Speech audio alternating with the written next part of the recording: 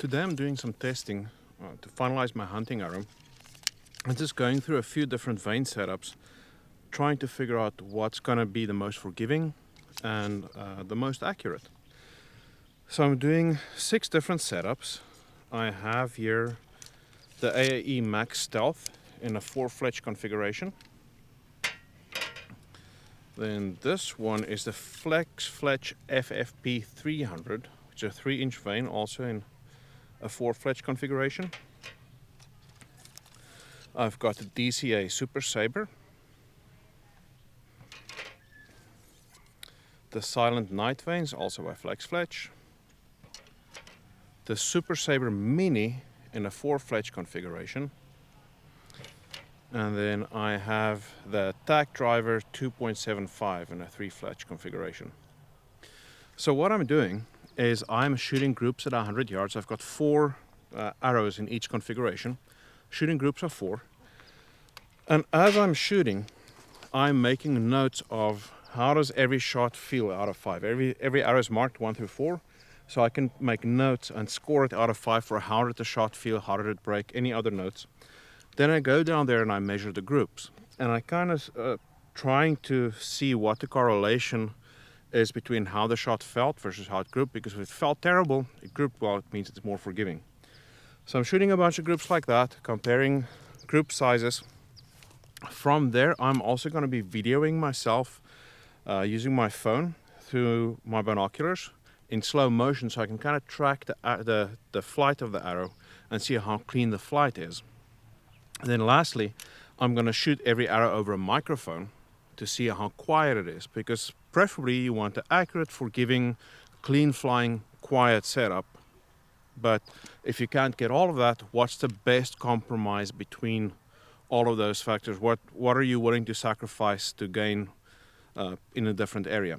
And based on all of that, I'm going to decide which configuration I'll be shooting for my hunting arrow and take it from there. So follow along and I'll give you an update at the end of what won out. And I did this before with a different bow, different arrow configuration, kind of all the same fletching configuration. So it's going to be interesting to see, as the arrow change, does the same vane still perform well, or is it kind of dependent on your arrow setup, which vane plays best with it? So I've concluded my testing of all of the different vane setups that I wanted to do for this particular hunting arrow I've been building. And I've picked a winner, at least for me. Some of it based on objective data, some of it based on just my subjective feelings about what do I think is more forgiving, something that I can't really quantify. But more important than a vane that won, I think, is the method of testing. There's one thing that I've learned is every arrow is going to play different with different vane configurations.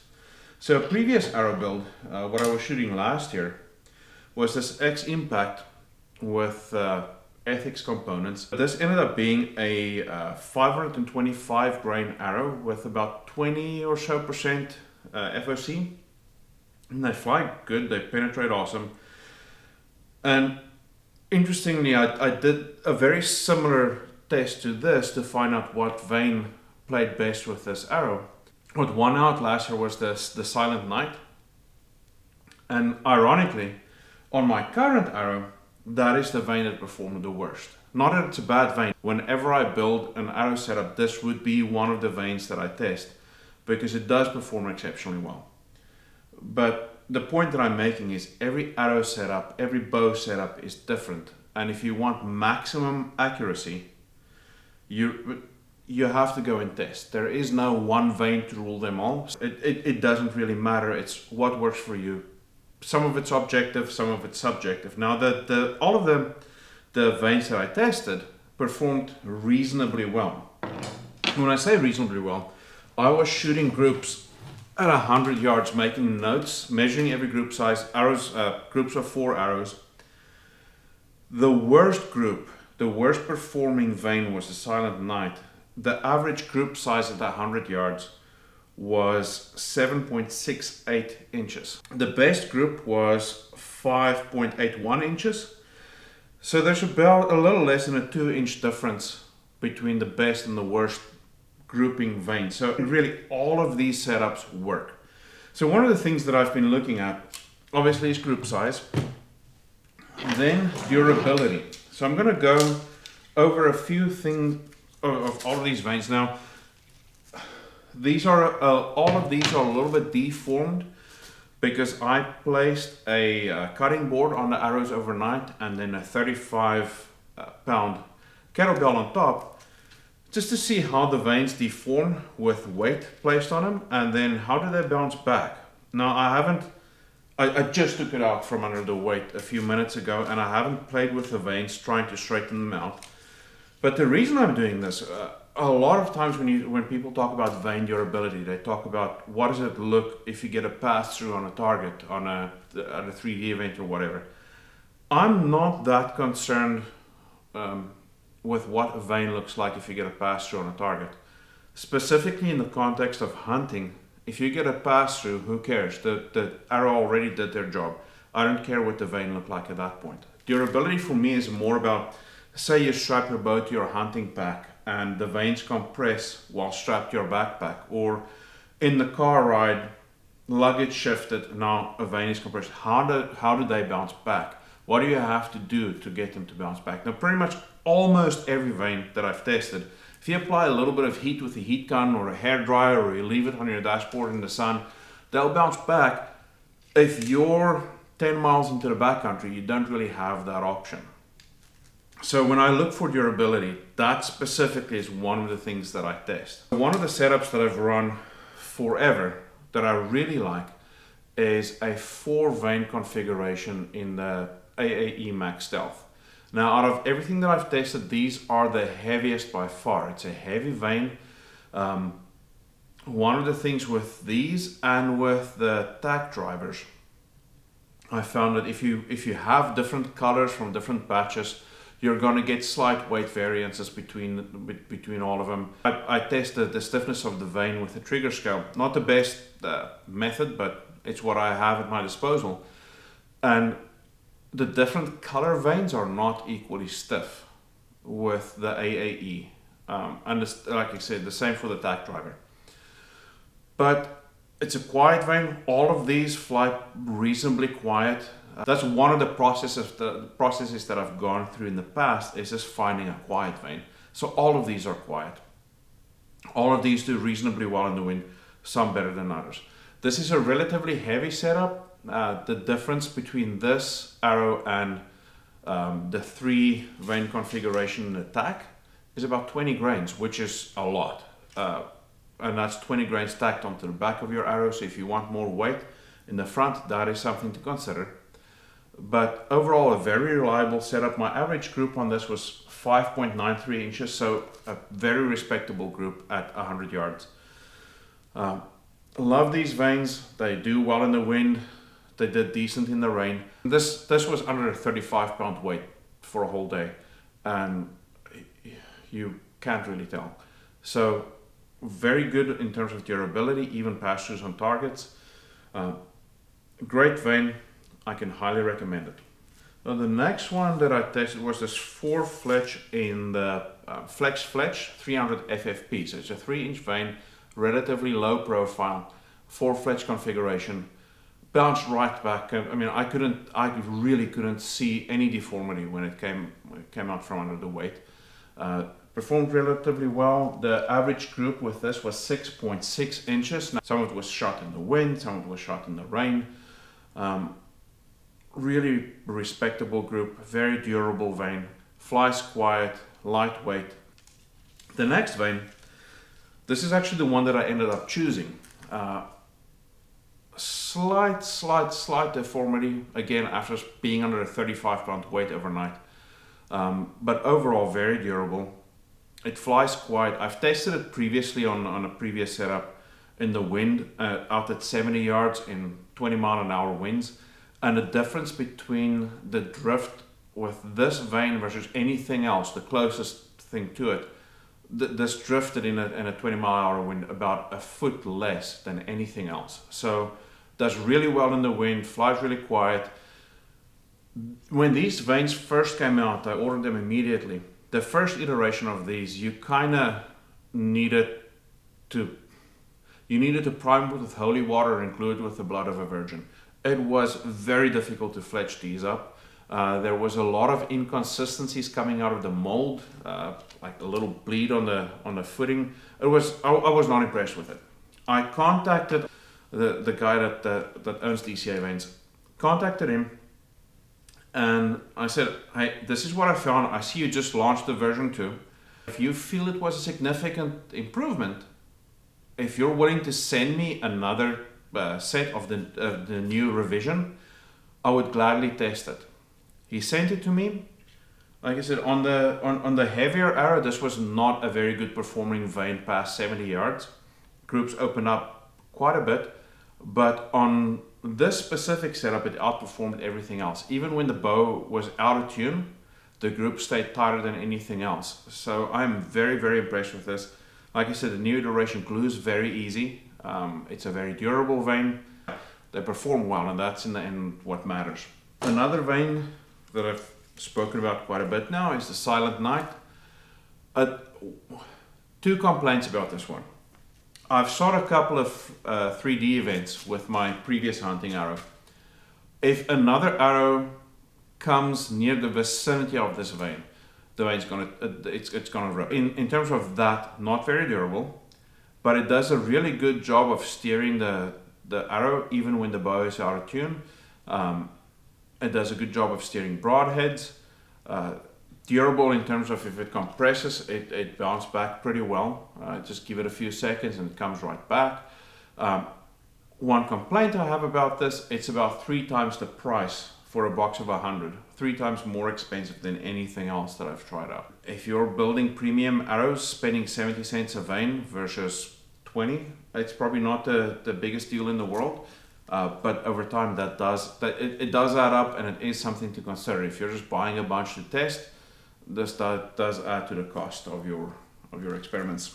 The DCA vane also comes in the Super Saber Mini, which is a lower profile 2-inch version. These did really well in this 4-fletch configuration. I would probably, if I was just shooting mechanicals, I would shoot this in a 3-fletch configuration. But I was also trying to build an arrow for fixed heads. It performs really well. I've also tried them on my target arrows. I like the vane. It does well. It's very consistent, and even with different colors, there's no weight variance and there's no variance in stiffness of the vane. So that is great. The average group with this was 7.1. So it was the second best, the second worst performing vane out of the lot. But again, that doesn't mean it's a bad vane. It's just what plays well with this specific setup. The last one I'm going to talk about is the tack vane. I hear a lot of people talk about the durability of this vane and how durable it is, and it's very stiff, but it is prone, probably because of its stiffness, it is prone to deform. So if something squeezes on it, or if you get a pressure on a target, it's going to deform. If you rub it a little bit, apply a little bit of heat, it's going to come back. One of the things that I've had a bunch of arrows fletched up with this in the past. One of the things that I did find over time, the vane just doesn't quite recover to where it used to, and you are going to start losing accuracy. You are going to have to refletch these arrows. And then in terms of what does it take for them to recover, quite a lot. It's not something that I would want to deal with in the backcountry. So it's very durable in the sense of when you go through a target, it's going to hold up. But again, my bigger concern is what happens when luggage shift, or if you strap your bow to your backpack and something that you're not aware of is squeezing up against your quiver. What do you have to deal with in terms of that? And great vane, it does a really, really, really good job of steering an arrow, even when the bow is out of tune. It still does a good job of steering the arrow. But in terms of durability, I think this DCA vane on this setup won out for me. On my previous, and both of these actually shot, if you average out the group sizes, they performed identical. It was a 5.8215 inch group, average out of 4 hours, exactly the same. I did feel when I torqued the bow and when I took things out of tune, this corrected a little bit faster, but the main reason I opted for the DCA and not the tack, again, is how that deforms when it's put on under pressure. There are a few drawbacks. I would not do different colors because I have found a little bit of a stiffness and a weight variance between different colors. Same thing that I found on the AAE. This, you can do every vane a different color. There's no stiffness difference and there's no weight variance. So a very, very consistent vane. All of these vanes, again, did great. I would use all of them. If I had to change my setup, I would probably repeat the same test with all of the same vanes. The only thing I might still test moving forward is I might test the smaller DCA vane in a 3-fletch configuration. I don't think that there is one vane to rule them all. I think you have to test. Whenever you change your setup, whenever you try a new arrow, whenever you change the FOC, change your bow, whatever, go and test. I've made a change since I thought I concluded which vane I was going to use.